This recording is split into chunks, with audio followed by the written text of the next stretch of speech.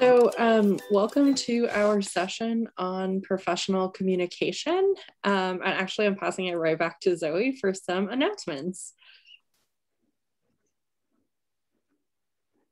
Perfect. So the first one that we have for y'all is please check your email. So I know that a lot of you have been doing a really great job at keeping up with all your email. I know we've been sending a ton of them.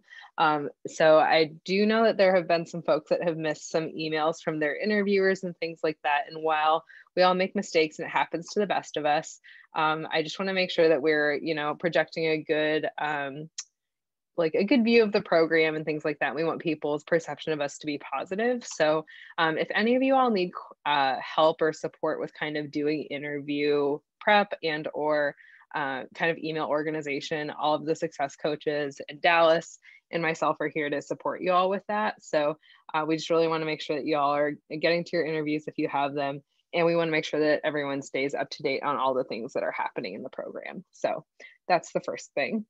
The second thing, so for those of you who are interviewing, like I said, a lot of you are just kind of doing what you need to do. But I know that a lot of you all have reached out to ask to reschedule. While I definitely appreciate this, and sometimes things come up like emergencies, like I know like medical emergencies, things like that.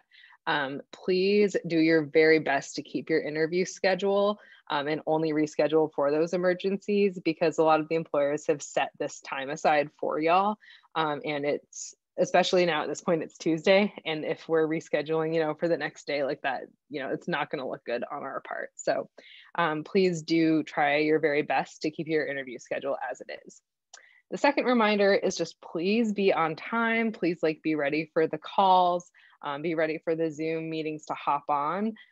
If any of you have not heard from employers, please do just send me a DM or something like that. Let me know ASAP, because I want to know about that kind of thing. I just want to make sure that everyone has all their interviews, et cetera, et cetera. So yeah, I already mentioned this, but yeah, just remember that, being on time, replying to emails and confirming things like that, they all reflect your own professional reputation as well as the reputation of the program. So that is all from here. Anyone have any questions? Feel free to drop them in the chat if you do, but go ahead, Olivia. Thanks, Zoe. So tonight, what we're going to be doing is getting into some of the tools of professional communication and what it is that you all need to know to be successful communicators in the workplace. That will include a workshop on conflict management as a group, and then you all will get the choice to decide what workshop you want to attend. As Zoe said, we'll have one on different communication styles and one on public speaking. Next slide. So we're going to start tonight with a small exercise. So imagine that you're sick, you have a fever, and you aren't feeling good. And we'll also imagine that you know for sure it's not COVID. How would you tell this information to a parent or guardian? How would you tell this information to a professor or your employer? And then how would you tell this information to your best friend? And as you think through these different scenarios, think about how would you tell them, meaning what medium would you use to communicate the information, and what language would you use to get that information across. And I'll give everyone just a couple of minutes to sort of think through and put some answers in the chat, or you can come off of mute as well.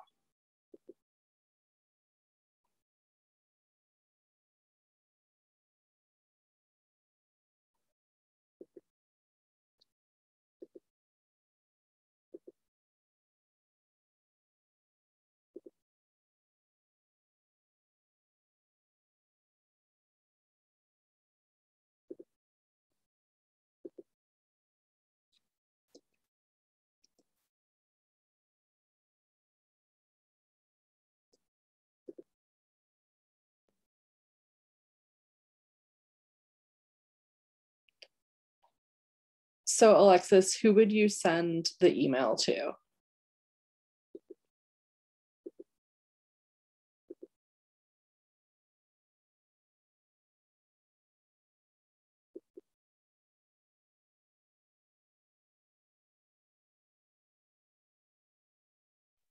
Would definitely love to hear your voice, Alexis, if you feel comfortable. Okay, so Lucas, well, feel free to jump in anytime, Alexis. Lucas says email for employer, in person for parent, text for friend. Absolutely. Sabina says texting a friend or a parent and emailing an employer or a teacher. Rhea is going to tell their parent by talking to them, or send an email or call a professor and then call friend or text. Yeah, so why is it that you would text your friend but email an employer?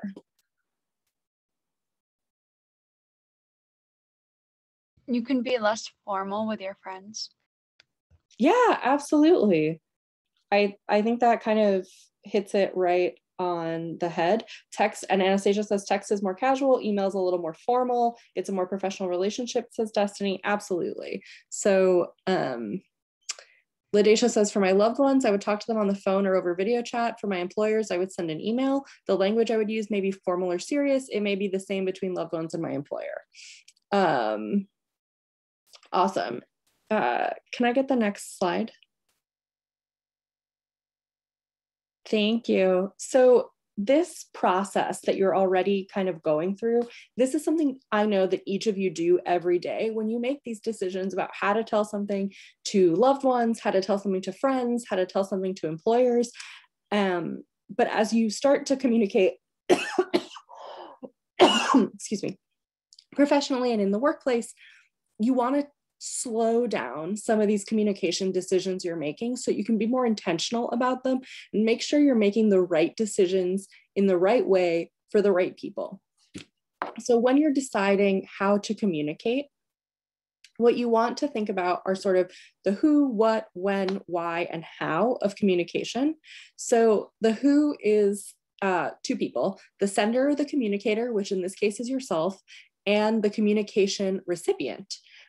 Thinking about who you are about to deliver a message to is so important because you have to consider what their communication style is, along with other factors, as you guys were mentioning, like what your relationship is to that particular person and what they expect from you. If you have a professional relationship, you want to think about communicating in a more professional way than you would someone with whom you have a more casual relationship. The what is, what are you trying to communicate? And it's really important to check yourself on this before sending something or saying something, because you don't want anyone to miss the true intention of your message. And you want to make sure that the message you're sending is actually expressing what it is that you want to get across. So this is something we're kind of slowing down for a second, rereading, maybe asking a friend to proof it for you if you're not sure. Getting some outside eyes on it can really help.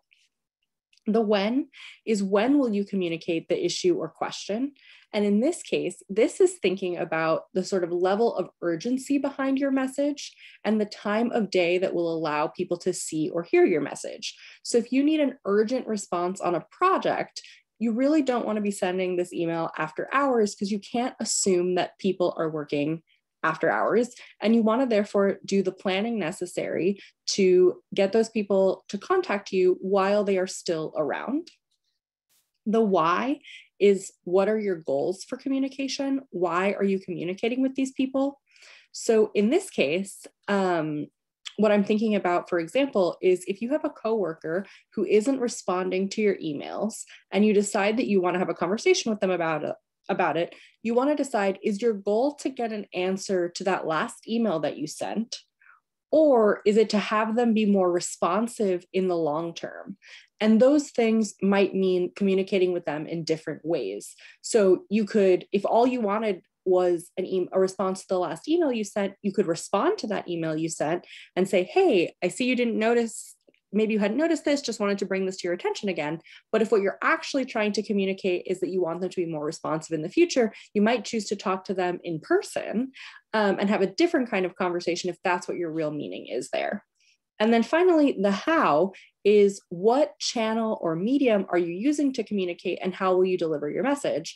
And as y'all have said, you're already making these decisions constantly when you're deciding whether to phone call, whether to email, whether to text. And this means thinking about what medium is most appropriate to the situation, given the nature of the message and the relationship you have to the person you're trying to communicate with. So for example, if you're a manager and you need to give an employee constructive feedback, would you do it via email, phone, or in person?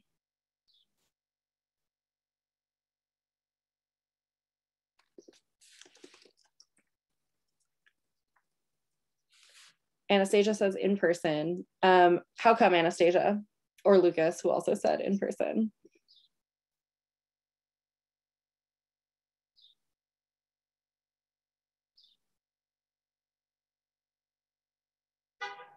Yeah, Lucas says it can be a sensitive topic. Absolutely.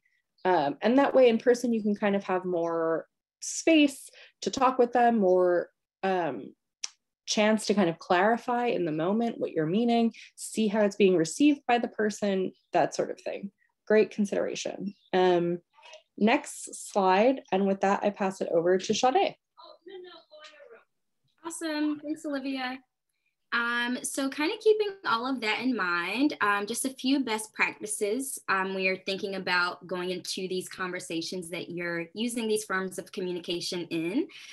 First up, always be respectful and demonstrate that you're actively listening. So if you can remember back to last week's PD session, Jordan Fisher talks a lot about the difference between listening to understand and listening to respond. So always make sure you're actually actively listening and that you're present in the conversation. Next up, always be aware of your body language and maintain a professional image. This is something we also talked a lot about last week. And so hopefully you've been keeping those things in mind in your interviews this week so far. Next thing to keep in mind, take notes and write things down. I always keep a little notepad on my desk when I'm in any sort of Zoom calls or phone call with someone, just in case I need to jot something down during the conversation. As you're taking these notes, you might even want to repeat back what someone said to you to show them that you're understanding, or to check your understanding if maybe you're not clear on something, or if you have maybe a question about something they said, you can maybe repeat back your notes to check your understanding. And then last thing to keep in mind, emails are not appropriate for everything, right? So if you happen to have some sort of last minute cancellation or a last minute notification that you have with someone, that you have for someone, try picking up the phone. If at all possible, just make it a phone call instead of an email if it's very last minute. You'll also want to call if it's some sort of complex situation. Just because some things you can't really explain over email or text message. It's a lot better to just pick up the phone, call the person. It can be a lot more simple, and they'll probably understand what you're saying a lot better. So keeping all of these things in mind, we'll move on to email etiquette first up. So some things to keep in mind when you're thinking about sending and receiving emails. Try to use a professional email address and use your full name that you prefer to go by in your account profile. So whenever I get an email from you, it should say Olivia Ordonez. It shouldn't, have your initials or something like that. You wouldn't want the person you're emailing to be trying to figure out who this person is that's reaching out to them. Also, try to check your email and respond within 24 to 48 hours. It's just kind of a common courtesy to try to do it within 1 to 2 days. When you're thinking about a subject line, try to make them clear and simple. You don't want the subject line to be too long, and you also don't want it to be too short and vague. You want the person to know kind of what the email is going to be about. In the email, introduce yourself and use professional salutations as well. So say, hi, Zoe, or hi, Olivia. You don't want to say, what's up, Zoe, or yo, Zoe, something like that. You want to definitely make it professional, as well as sign off. So when you're ending your email, you want to say thank you or best wishes or something like that, and sign your name at the bottom. If you're reaching out to a new person that you've never talked to before via email, you might want to try to look them up to figure out what their title is and their preferred pronouns, just to be on the safe side, right? You never want to assume, as well as, when in doubt, err on the side of conservatism. So when you're sending emails, if you're thinking, I don't know if it's appropriate to add emails or slang language, maybe just don't. I'd say be a little bit more conservative unless you have a really great relationship with that person already and you're 100% sure that's okay. Next up, be concise. You definitely want to get your point across in an email and be sure to explain your point well, but try to make it as concise as possible and try to make it as short and sweet as you can. Last thing, when you're thinking about sending emails, double check and reread everything before you send it, including your emotional state. So, maybe it's an email where you might be upset about something or you're talking about a topic that really upsets you. Maybe reread it, make sure everything still comes off professionally and it still sounds okay before you send it. And on that point, or on that note, also you want to reread it just to make sure there's no grammatical errors and things like that too. All right, that's it for emails. We're going to move on to phone etiquette next. All right, so when you're sending or when you're making phone calls, these are some things to keep in mind. If you're calling someone, especially someone you've never talked to on the phone before, the first thing you want to do is introduce yourself by name, first and last name, and also state where you're calling from and why you're calling them, just so that they know up front in the conversation. You want to be sure to speak clearly as well. And like I was saying earlier, actively listen and take notes as you're going through the conversation. And, you definitely don't want to interrupt the person you're talking to, but whenever it's appropriate in the conversation, ask questions if you have them. You don't want to just sit there and get an earful and have all these questions. You should definitely feel free to ask questions and jump in through the convo. Be honest if you don't have the answer for something. And if you don't have that answer, maybe you can refer them to someone who does. Also, you want to be mindful of your volume and your background noise. And this is, something we've been keeping in mind on these Zoom calls, of course, but you definitely want to keep that in mind for your phone calls as well. Keep your background noise to a minimum. Try to find a quiet place. And then lastly, be prepared to leave a voicemail message if the person you call is unavailable. I know it's 2021 and people don't like leaving voicemails anymore, but trust me, the person you're calling will really appreciate having a voicemail from you.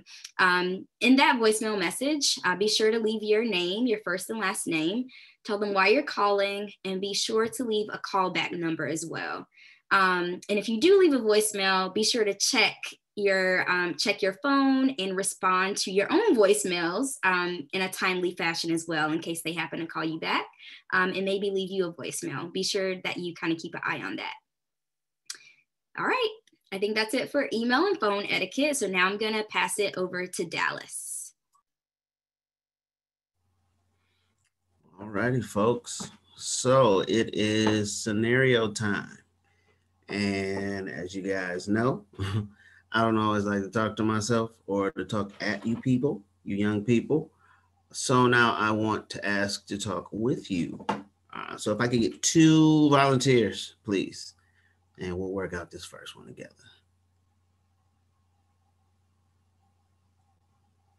I can volunteer. All right, I heard a voice. Whose voice might that be? It's Karis. Karis, all right. And who wants to work with Karis and I? I think Hadi raised her hand. Is that true, Hadi?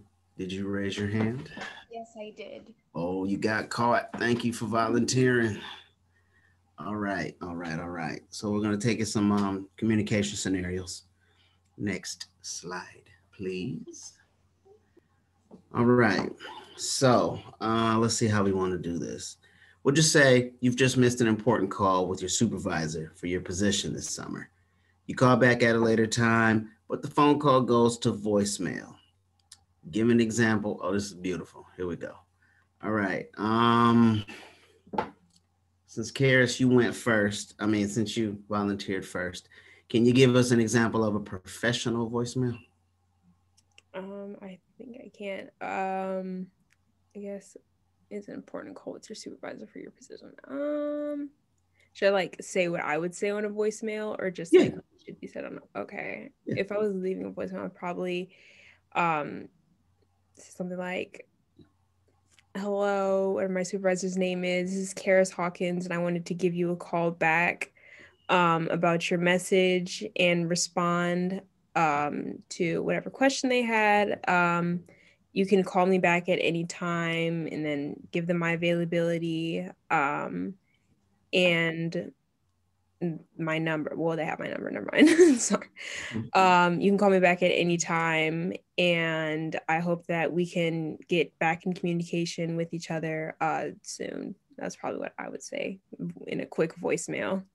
Okay. All right. I like that. I like that. So everyone else besides Karis and besides Hottie, tell me what you think about it. How did Karis do? I would say just don't say as much, but otherwise I think it was good. Thank you. Thank you. Thank you. We all do the thing. I know that if Karis was actually making the phone call, she'd have it down pat. You're absolutely right. You can give me that same advice as well, because when I'm fumbling for words or trying to, remember what it is I have going on, oh boy, right? Someone else, what did you think about that?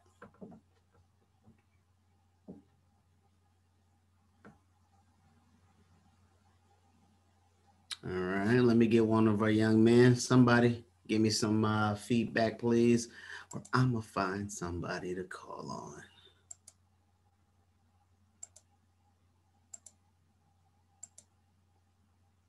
All right, well, let's go with Ahmed. What you think, brother? Right, you said my name? Yes. All right. Well, I thought it was overall pretty good. I honestly don't make a lot of phone calls, so I'm not the best person to call in for this, but I'll try, I guess. Well, they hit all the major points, I guess, but yeah, I didn't notice anything missing, like majorly. Yeah. But okay, that's good feedback, man. Though you don't have much experience making calls, that's what this is for. It's a form of practice. You get to see how someone else would do it. If you like it, if you love it, or something in between, you can make your tweaks, make your adjustments. But I think Karis did a great job. Everyone else thinks she did a great job. Finger snaps. We're gonna keep it moving now. So, Hottie, can you give me an unprofessional voicemail? I can. Something I would say to my friend or be like, you called me? Oh, so you didn't answer. I'm just gonna call you at another time, or just call me back when you get this. It'll be like short, quick. I won't say my name. I wouldn't like leave a number, and I wouldn't like say get back to you later. I'd just be like, just call me when you can. Very good. Yeah. So when we call our friends, I don't know about you all, not only am I not going to say my name, I don't care if I'm at your door. I don't care if we're on the phone. You're just supposed to know that it's me. Does anybody else believe that? I kind of feel like that's how we all feel. I do that too. Exactly. Right? Who is this? It's me, fool. No. Duh. Excuse me. And then not only that, I don't call my friends by their name. Doesn't matter in person, on the phone. Hey, huh? Like if everyone answers, then I'm gonna direct it to the right person. But that's what you're getting. That's what you're getting there. So, okay. What did everyone think about the unprofessional email?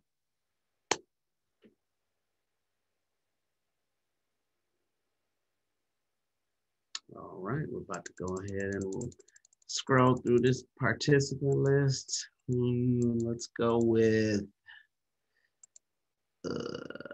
Destiny. What you think about that? I think it was good for unprofessional. She didn't introduce herself, nor did she leave like a closing statement. She was just like bland. I can't think of the word. That's good, because all of that is applicable Not necessarily saying howdy, but to an unprofessional voicemail. Perfect. Perfect. All right. Finger snaps, claps, thumbs up, whatever you guys want to give them. Thank you, Karis and Heidi. Let's go on to the next slide, please. All right. Let's see here. So let's have 2 more volunteers, please.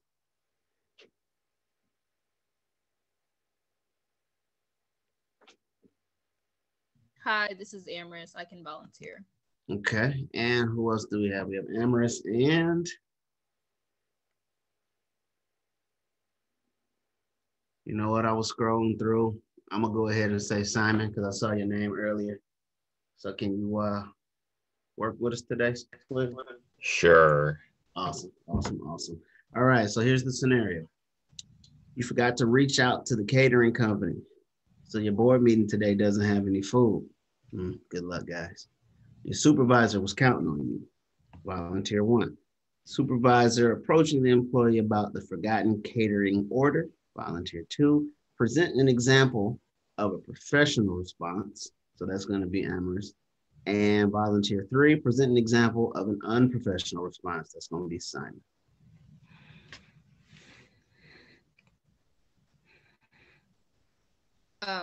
First, I'd start by apologizing and saying that I know this is not ideal, and then I'd find a way to come up with something that would benefit everyone in the end. So I'd probably call a different catering company, let them know it's short notice, and maybe strike a deal with them if I can, and try and get that as smoothly as I can. And then I'll let my boss know, or whoever I am talking to at the time, let them know about my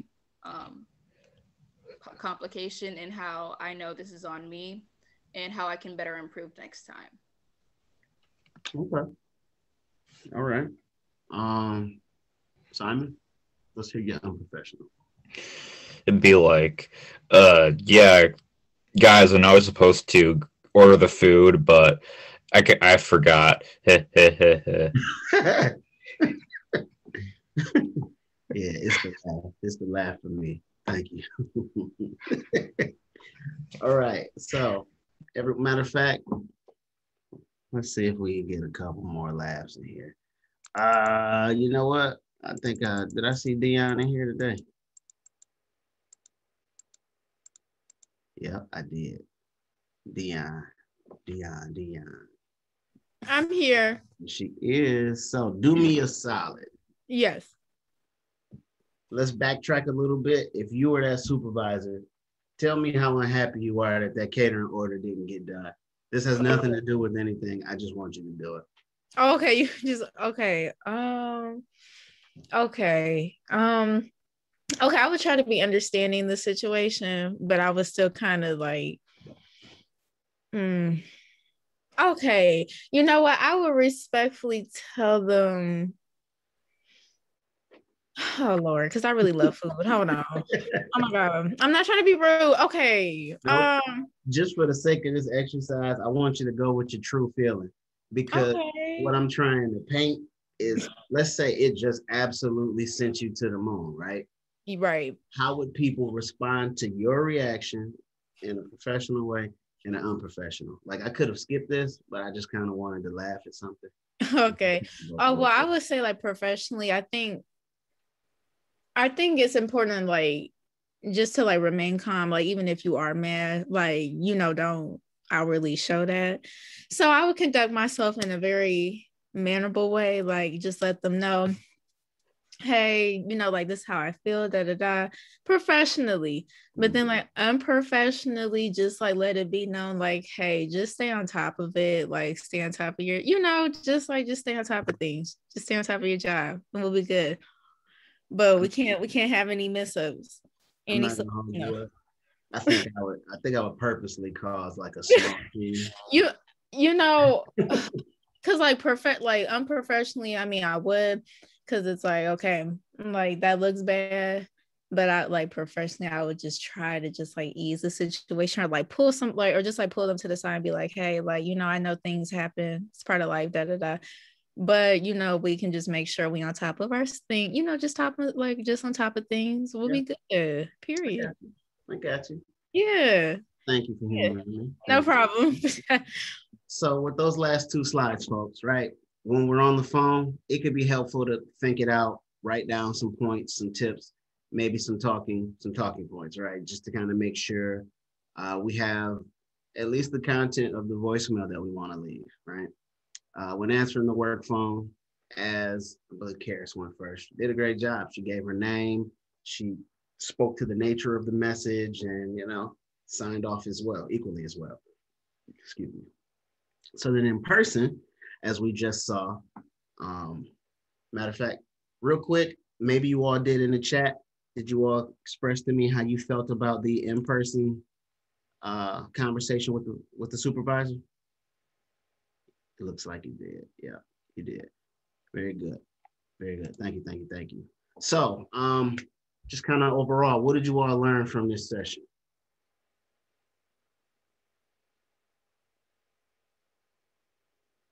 I would say the importance of professionalism and how the way you talk can affect everyone around you. Very good. Very good. What else? What else did you guys learn from this session? I think I learned the difference between informal and formal responses and where to use those in professional situations. Very good. Very good. These are great answers. So you know what? Can you all give me one more? I really like this. I learned how to properly format an email to professionally to my employers.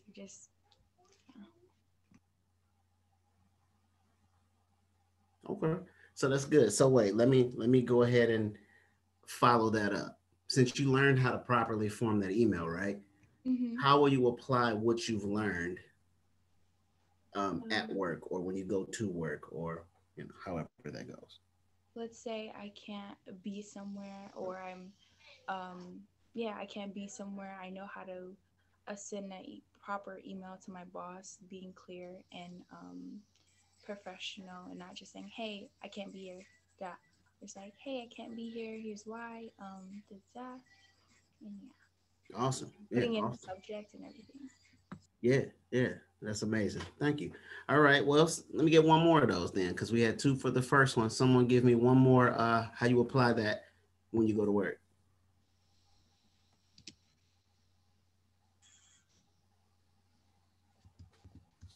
Okay, we're gonna go ahead and roll this dice, and we're gonna land on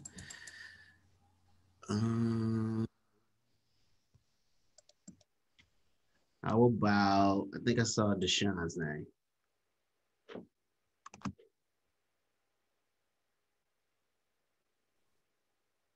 Did you say me? Yes, sir. What was the question again? I kind of...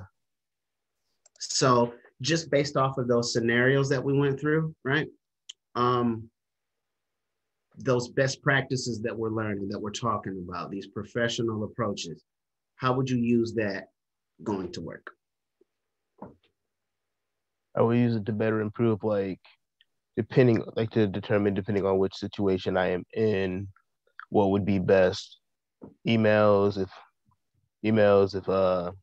when missing phone calls sometimes, or return a voicemail, Okay. I'm not very good at the communication stuff at the moment. I have been practicing. I'm sorry. Well, no apologies needed, man. That's what this is for, right? So we can mess up royally in our PD sessions. How do we know success without failure? One of those questions. I'm not trying to be too deep, right? But if we don't know both sides of the situation, how do we know right from wrong? That's my point. Great job, great input. Thank you for speaking up. Truly appreciate it.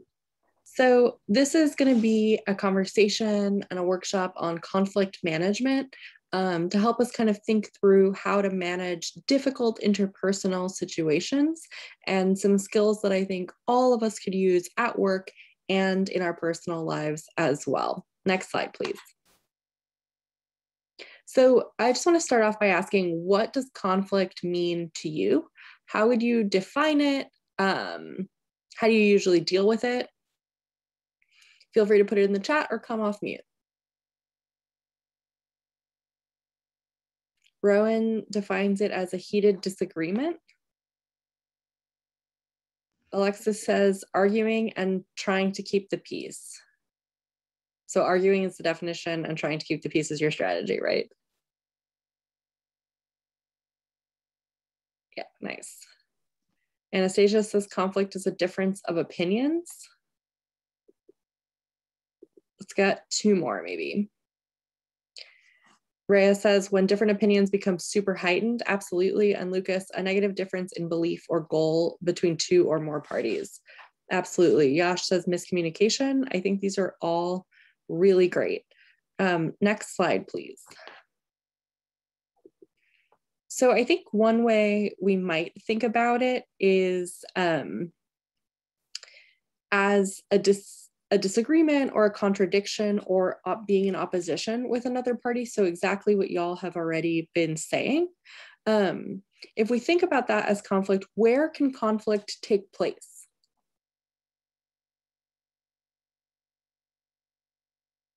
I think conflict can take place in like school, work, basically, honestly, anywhere, like at home too.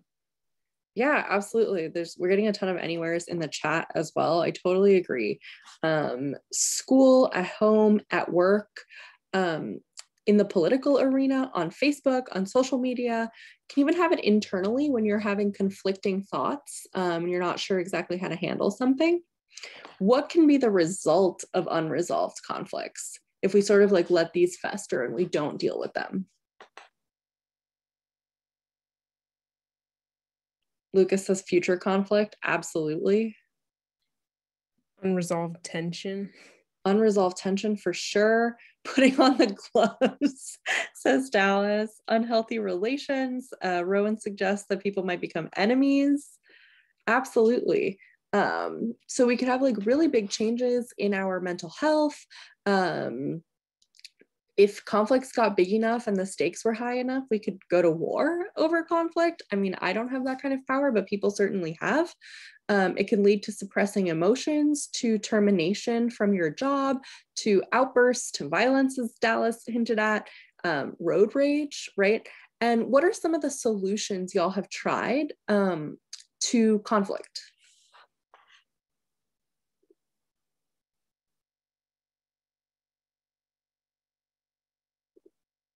Compromise and communication. Awesome. Talking about it. Yes. I was going to say talking about it and letting the other person hear how you feel about it. Yeah, absolutely. I think talking about it is like one of the most adaptive and applicable solutions to conflict. Talking it out and seeing if you can't find common ground or compromise the situation. Absolutely. A calm attitude. You guys are great at handling conflict, it looks like. Can I get the next slide, please? So when we think about conflict management, what we're talking about is an adaptive process through which disputes are resolved using a variety of different techniques depending on the situation. And that variety of different techniques is all we mean when we say adaptive. It means we can kind of change the strategies we're going to use depending on what will work best for the people involved and the kind of conflict people are having. The goal of conflict management is to minimize the negative results of that conflict and to prioritize positive outcomes. And conflict management is a key management skill that uses negotiation, creative thinking, and the better you are at it, the more valuable you will be as a friend, as an employee, and the more successful, I think. Next slide, please. So some of the basic ways to manage conflict are, first of all, to accept conflict. So one, conflict is natural and it is going to occur. It will occur in the workplace, it will occur in your personal life. And when it happens, we need to just, rather than denying it or suppressing it, just sort of accept that it is a natural part of life. Because it's unavoidable, that's why it's so important that we learn how to manage it. And I think we can even sort of start to look at it as a positive in some sense. It can be a sign of a need for change and an opportunity in yourself for growth, for new understanding, and an opportunity to create improved communication between yourself and the person that you are having a conflict with. And also, it can't be resolved unless it's addressed with appropriate individuals. You can also be a calming agent. So your response to conflict can escalate or de-escalate or decrease the intensity of the problem, which I know y'all were talking about in the chat. Alexis had mentioned like having a calm attitude is super important. Being a calm presence and providing others with a sort of objective view can help work through the problems so that you can achieve a resolution. You can also listen actively, so work through how you're feeling and the specific problems that are raised. And this is a great example of a time to use I-based statements.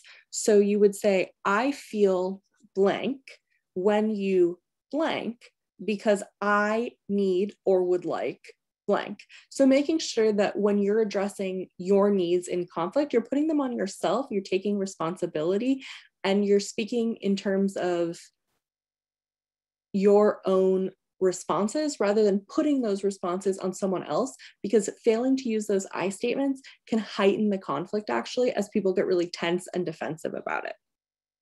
You can also work together. So while you have to take ownership of problems, making sure to remove any blame or judgment in how you present it will really help. And making a commitment to work together, to listen, and to finding a solution to conflict as a team will really get you through it. Next slide, please. So the other things you can do are to analyze the conflict. So when you analyze the conflict, that helps clarify the specific problem. So the kinds of questions that you might ask while you analyze it are to help you determine either the timeline of how the conflict emerged or what the issue you're having is. So you might ask, what triggered the conflict, or what are you not getting that you want or need? You then want to focus on the future. So sometimes conflict can bring up issues from the past, and either you or the person you're having a conflict with may feel the need to unload or vent or to really bring up all the stuff that you think should be dead and buried, maybe.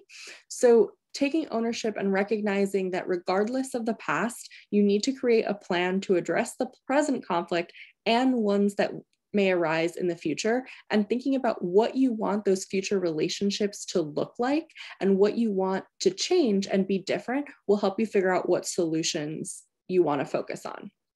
You also want to separate the person from the problem, which means viewing the issue as a specific behavior or a set of circumstances that are a problem, rather than attributing those negative feelings you might have to the person as a whole or to their prior actions. This makes the problem more manageable and promotes working together in the future, rather than just, I think when you attribute it to the person, you might decide that you can't stand with that person, you can't work with them. It leads to a more toxic environment. You also want to maintain confidentiality. So encourage everyone who's involved to deal directly with the person with whom you're in conflict. Avoiding venting to others is critical because that can cause the issue to escalate and fuel conflict as like the rumor mill starts to spread. And these can sort of lead to a lot of hurt feelings and make the problem bigger than it needs to be. So instead, be direct and avoid talking around the conflict or the person. What are some other strategies that y'all know about?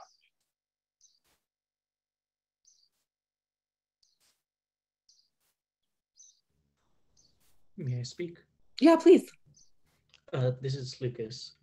So one thing that I know can be very helpful is getting a third party involved, someone who's unbiased or removed from the situation to sort of give an objective view, and who can also work with every party involved for everyone's best interests. Absolutely. That's an amazing idea. Yes, Lucas, for sure. Let's hear one or two more.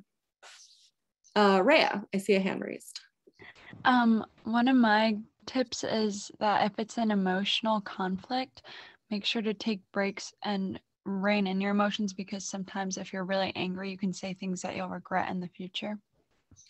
Absolutely. And I think one of the ways to kind of add to that as well, in terms of taking a break, is if you're feeling really emotional about it, just sort of wait to bring it up, sleep on it. And then if it's still bugging you, you know, a day later, 2 days later, then you might say like, yeah, this is something we need to talk about, rather than just having that sort of immediate defensiveness. Can I get the next slide?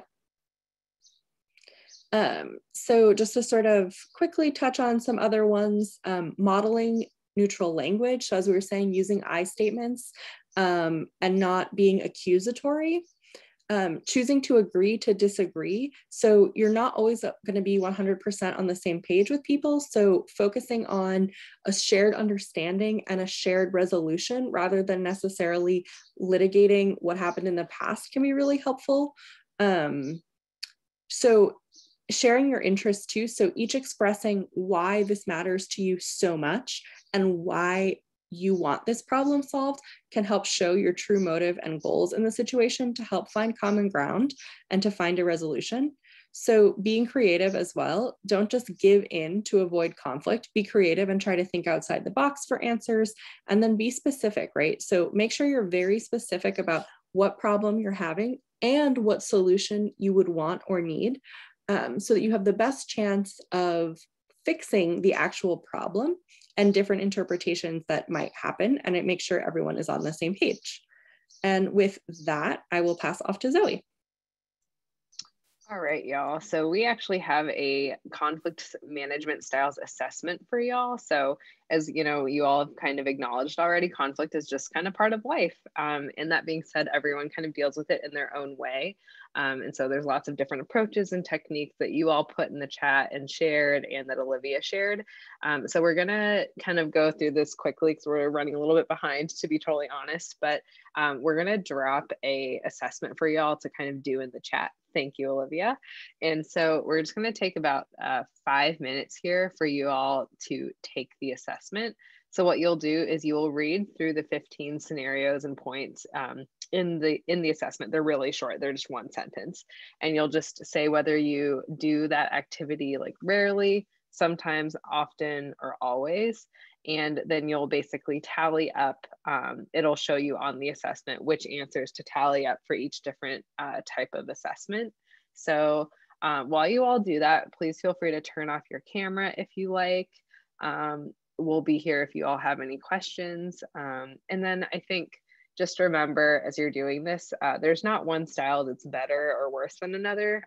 All require different learning, more about yourself and kind of how you interact with others and kind of what's the best way to resolve conflict. So we're gonna just pause the recording, things like that. We'll be here if you all have any questions while you fill this out. And we will ask what you all, what assessment type you all are. So be ready to share that in about 5 minutes.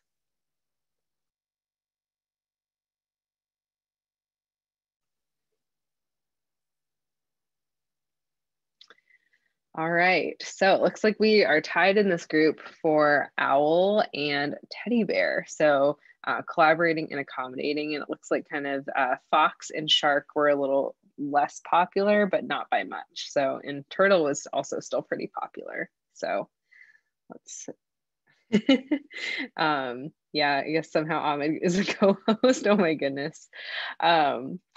Well, thank you everyone for engaging in that. So we're gonna just go over the results real quick, and then we'll go into breakout rooms. So Sade, can you go to the next slide, please? Perfect. So with sharks, typically they tend to value like achieving their goals and kind of executing things over relationships. That's not to say that relationships aren't important for them, but sharks are not afraid to kind of voice their opinion and push their agenda. And they also, sometimes it might be a little bit dangerous. They might kind of try to force their opponents or people they disagree with to accept their solution by overpowering them.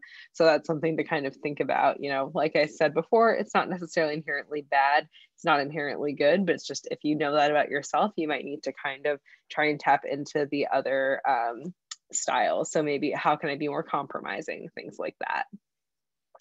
we can go to the next one, Sade. So owls are collaborating. And so they view conflict as a problem to be solved and seek a solution that achieves both their goals and the goals of the other person. And they highly value both their goals and their relationships. So I think that a lot of times owls can see conflicts as a mean of improving relationships and, starting conversations, things like that. And I think sometimes it can be a little bit tricky to be collaborating because it's hard to make everyone happy. But at the same time, I think that's a good goal. So it's good to kind of try and keep yourself happy and the other person. Go ahead to the next one, Sade. There we go, turtle avoiding. So turtles tend to avoid confrontation. I think Anastasia said that her preferred style was avoiding. So they sometimes kind of find it easier to kind of not deal with the conflict rather than face it. And I think that there's definitely challenges and benefits to that, right? And so sometimes when it's taken to the extreme, turtles can kind of give up relationships or their goals. And I think that can, if it works for you, like that's a decision that you're going to make. But also, I think it might be good for turtles to kind of tap into standing up for their goals and what they believe in, things like that. You can go to the next one, Sade. Also, you all are kind of cracking me up in the chat by saying that your siblings are sharks and things like that. So then there's teddy bears. So teddy bears typically value relationships over their goals. And so as the slide says, if forced to choose, teddy bears often will choose sacrificing their goals in order to maintain relationships. And they generally want to be liked by others. And I think actually when I first took this, I was a teddy bear. Because teddy bears also try to kind of smooth over conflict, not necessarily avoiding it, but kind of trying to smooth it over and get rid of it in that way. And hopefully, kind of preserving the relationship. So again, not inherently good or bad, but teddy bears might also kind of want to tap into what does it look like if I stand up for my goals and like what I want to have happen at the risk of maybe making someone upset or having someone disagree with me.